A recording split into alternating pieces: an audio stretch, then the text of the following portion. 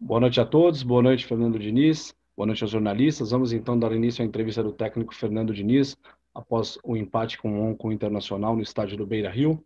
Primeira pergunta, Priscila Senhorães, canais Esporte Interativo. Boa noite, Diniz. Boa noite. Um ano de São Paulo aí, né?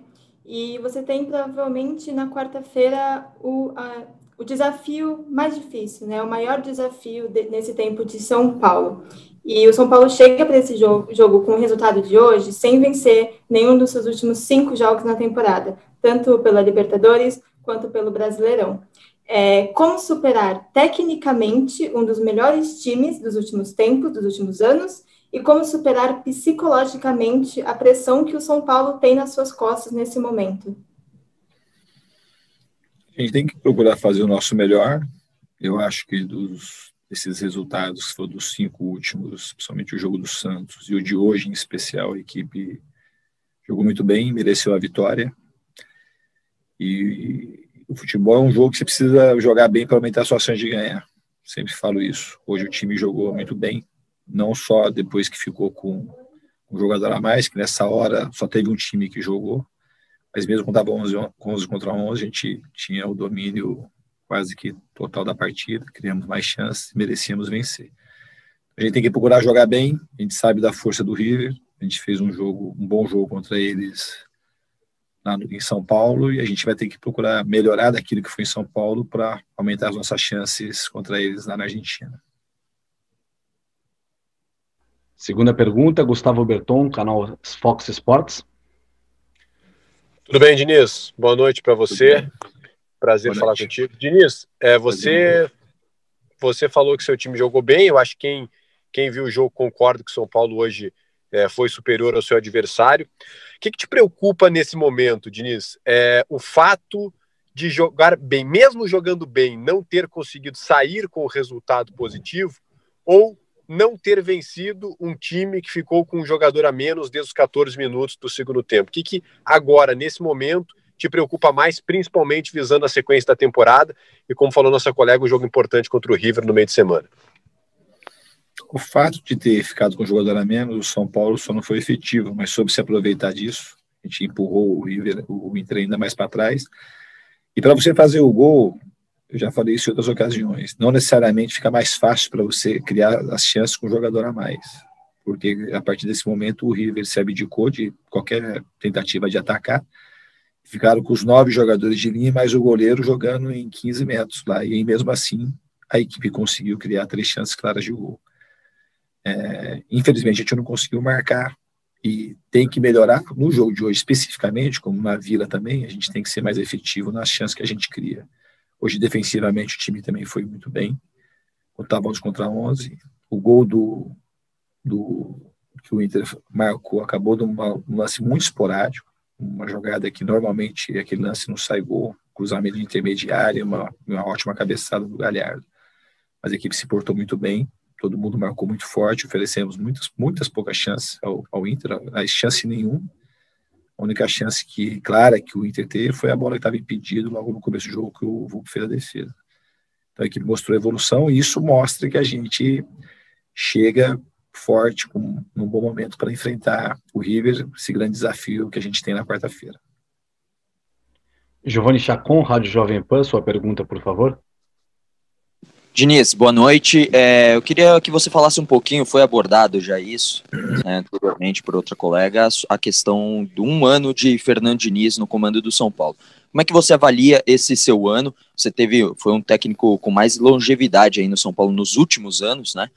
Você melhorou o time? Você acha que o time está estável? Você acha que o time está pior? O que você acha que falta e o que já foi acertado? Obrigado. Obrigado. É bom considerar que teve 4 meses de paralisação por Covid, não é um ano contínuo, e isso fez toda a diferença. A gente tinha um time até a pandemia, hoje a gente tem um outro time, até uma outra maneira de jogar, embora pareça mesmo. Então é bom considerar isso. Eu vou começar pelo aspecto negativo do time. Eu acho que a gente tem 2 derrotas que nos pesam muito, e pesa de maneira justa. A do Binacional na Libertadores, que era um jogo que a gente teve todas as chances de ganhar. Perdemos 4 ou 5 chances no primeiro tempo, e é um resultado que hoje nos pressiona muito. E principalmente o jogo do Mirassol, um jogo muito atípico, onde o time finalizou 24 vezes, o adversário finalizou 4 e a gente tomou 3 gols dentro de casa, que frustrou muito o nosso torcedor, frustrou toda a instituição, frustrou a mim e os jogadores, e a gente tem que saber responder isso dentro do campo com resultados positivos. A equipe está trabalhando, está batalhando para encontrar essas vitórias, e eu acredito que elas vão acontecer na sequência do campeonato, se a gente conseguir, e acredito que vai conseguir, melhorando a equipe como a gente está melhorando. Quanto ao trabalho desse ano, tem um outro fator que eu acho que é bom, é a oportunidade de se falar. São Paulo não fez nenhuma contratação, fez uma troca. A gente tirou alguns jogadores, deu uma enxugada na folha do time e promoveu muitos jogadores. O primeiro deles foi o Antony. Quando eu cheguei aqui, já fazia umas 5 partidas que estava no banco, em descrédito com o torcedor. É um jogador que saiu por um valor bastante considerável, que consegue hoje pagar as contas do clube. O Igor Gomes também é um jogador que se firmou, a gente tem o Diego jogando, tem o Sara se firmando, tem o Breno se recuperando, então isso faz parte de um trabalho de profundidade que a gente procura fazer, de melhorar os jogadores. Então esse é um aspecto muito positivo que está acontecendo hoje no São Paulo. Eles são jogadores identificados com o clube. A própria melhora do Hernanes, que hoje é um jogador que nos ajuda. Então o Léo Pelé, que é um jogador que foi deslocado para outra posição, que hoje também está ganhando cada vez mais espaço, conhecendo mais a posição e se tornando um jogador de ponta. Então, acho que esses aspectos positivos também são bons a gente salientar. É bom a gente salientar nessa hora. Rafael Bellatini, Rádio Bandeirantes, sua vez. Diniz, boa noite. Eu queria te perguntar a respeito do Daniel Alves. Esse retorno do jogador depois de um mês parado, quão importante foi ele jogar nessa noite para recuperar um pouquinho de ritmo e em que situação ele está para essa partida contra o River Plate na quarta-feira? Ele vai estar melhor do que hoje. O Daniel é um jogador muito especial, já falei isso muitas vezes. Existe uma coisa no Daniel Alves que só para quem está dentro sabe, ele tem a capacidade de melhorar muito o entorno dele, os jogadores e todos os aspectos do clube. Um cara extremamente dedicado, talentoso, experiente, mas essa característica que ele tem de melhorar o ambiente e as pessoas do lado dele, talvez seja aquela que eu mais valorize. E ele também gosta, ele gosta muito de fazer isso. É uma coisa que, para quem o conhece, é um dos prazeres que ele tem, é fazer com que as pessoas ao seu redor consigam melhorar. Marcelo Razan, GE. Globo, sua pergunta, por favor. Boa noite, Diniz. São 2 rapidinhas em uma. Eu queria que se falasse um pouco do Luciano, que é impressionante, pelo menos para a gente de fora, com tão pouco tempo, a efetividade e eficiência que ele vem tendo, 5 gols em 9 jogos, é um jogador que você já conhece muito bem, mas sobre essa ótima fase dele. E você comentou sobre a defesa que o São Paulo marcou bem hoje, só ofereceu poucas chances para o Inter. Nos últimos 8 jogos, por outro lado, o time sofreu gols seguidamente, apesar desse bom desempenho defensivo da sua avaliação de hoje. Você vê algum diagnóstico, alguma maneira de conseguir melhorar isso? Eu não neguei as partidas para trás. Eu falei que hoje a gente conseguiu jogar muito bem defensivamente. Então, se eu já falei isso, é porque claramente estava desgostoso com o nosso rendimento nos jogos anteriores. E não é um aspecto que a gente, às vezes, reduz a análise e acha que o problema está na linha de 4 defensiva, e principalmente nos 2 zagueiros. Não é isso. O time hoje marcou muito bem porque todo mundo marcou. Eu acredito muito na força do sistema de marcação. A gente soube pressionar muito bem a bola, a gente soube recuperar a segunda bola, a gente soube baixar a linha nos poucos momentos que a gente teve que baixar e dar pouco espaço ao Inter. Então, quando o time defensivamente falha e o outro adversário cria chances, não é porque aqueles jogadores da defesa, especificamente, eles foram mal. É o sistema inteiro que falhou de alguma forma. Pedro Nascimento, Gazeta Esportiva. Boa noite, Diniz. Hoje o Pablo novamente teve uma atuação um pouco abaixo da média do que eu tenho certeza que você espera que ele possa render no São Paulo.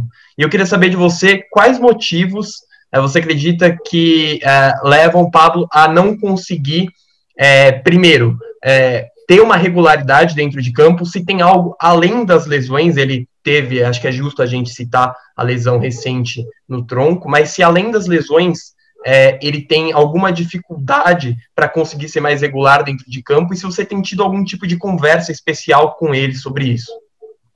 O Pablo é um jogador que eu conheço já há bastante tempo. Ele, quando teve a lesão que você citou, ele estava nos melhores momentos, talvez o melhor momento dele comigo aqui no São Paulo. Além de fazer gols, ele estava bastante ativo, estava participativo. De fato, depois da lesão, ele não conseguiu ainda voltar na mesma situação que ele estava antes da lesão. Mas eu acho que ele vai melhorar. É um jogador que trabalha muito, que se entrega muito, que taticamente sempre contribui. E ele é um jogador que, nesses jogos, hoje, inclusive, ele falhou numa coisa que ele é muito bom, talvez seja o ponto forte do Pablo, que é terminar as jogadas a um toque. Mas é um jogador que eu confio muito e ele está sempre... A gente está sempre esperando, de fato, que ele consiga fazer os gols que a gente precisa e continuar trabalhando e oferecendo na parte tática o serviço que ele presta ao time, que é um serviço que, às vezes, para quem está de fora também não tem uma valorização muito grande, mas o Pablo, ele sempre, na parte tática, contribui muito para o time. Felipe Ruiz, Fernando Vidotto, TV Globo. Boa noite, Diniz. Acompanhamos o jogo aqui para a matéria do Globo Esporte ao lado do ex-técnico Muricy Ramalho, comentarista. Ele teve uma análise parecida com a sua, de que o São Paulo jogou melhor os 90 minutos. Só que quando o São Paulo teve um jogador a mais, ele achou que seu time centralizou muito o jogo. Ao invés de abrir mais pelas beiradas, ele achou que assim poderia ter criado mais chances.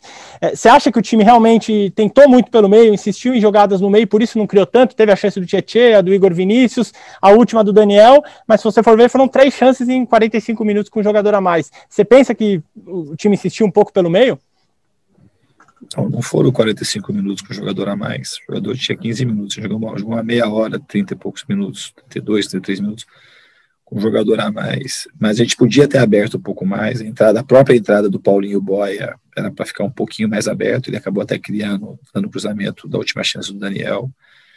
E o Igor tinha que se manter um pouco mais aberto também do outro lado. Nesse aspecto eu concordo com o Muricy. Mas você dá com um jogador a mais, eu repito, você jogar com um time, para você criar, quando você tem um time que marca bem, eu acho que o Inter, se eu não me engano, é a defesa menos vazada do campeonato, o jogo não fica mais fácil para você criar, porque você está com um jogador a mais. Porque os jogadores, todos os 9 jogadores, se voltaram para jogar em 15, 20 metros de campo, na entrada da área. Então, o fato de você criar 3 chances claras, como a gente criou, fora teve chute de fora da área que poderiam ter originado gols, como originou escanteios, chute do Vitor Bueno, chute, acho que do Daniel, Tietê, chute do Hernanes, que poderiam ter sido mais bem arrematados, e também criar algum tipo de situação por dentro mesmo, que a gente tem bons chutadores. Mas você ter 3 chances claras de gol não é uma coisa para você desprezar, porque você está com um jogador a mais, porque o jogo ele não necessariamente se torna mais fácil. Muitas vezes, como no caso de hoje, você fica com menos espaço para criar. Então, acho que a equipe poderia, de fato, ter explorado um pouquinho mais o lado, mas acho que a gente soube aproveitar de maneira positiva a superioridade numérica que a gente tinha. Infelizmente, a gente não conseguiu ter a efetividade do gol. Marcelo Lima, Energia 97. Boa noite, Diniz. 2 em 1, se você me permite. A primeira é sobre a questão da mudança que você fez na entrada do Paulinho Boia, em que o Reinaldo acabou indo para a zaga e o Boia jogou mais recuado, né, pela esquerda. Talvez pelo momento do jogo ele não perde um pouco do potencial, ele não avançou tanto quanto poderia. E a segunda é sobre a pressão que a torcida vem fazendo, né, em cima do elenco, nos embarques, principalmente por conta do resultado contra a LDU na Libertadores, né? Você já disse que é calejado em relação à pressão, não tem problema, sabe lidar com isso, mas isso pode de alguma forma afetar o elenco, algum jogador de forma mais incisiva? De maneira prática, a gente teve de fato esse tipo de situação ontem, a equipe respondeu com o que fez hoje.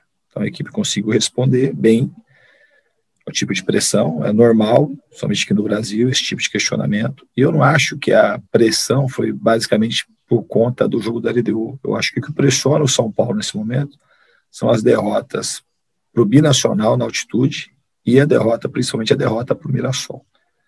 E a gente tem que saber, e são justas as pressões que acontecem, o torcedor tem todo o direito de ficar insatisfeito.